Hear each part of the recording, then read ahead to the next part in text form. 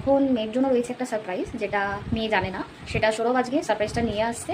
আর সৌরভ বল কাছাকাছি রয়েছে একদম বাড়ির পাড়ার মধ্যে। তো মেয়ে খেতে বসেছে, জাস্ট ওকে আমি দিয়েছি রাতের খাবার। তো ওকে দিয়ে আজকে গেটটা খোলাবো আর ওর রিয়াকশন তোমাদের সাথে শেয়ার করবো যে ও আজকে কী গিফট পেলো ওর পাপার থেকে। চলো মামা, দেখো তো কে এসছে, একটু গেটটা খুলে দাও।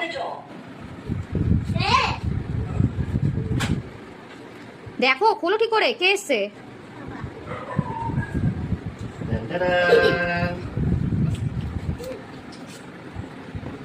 এটা তোমার জন্য একটা সারপ্রাইজ গিফট।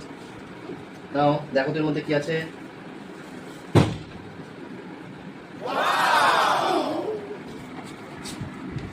হ্যাপি?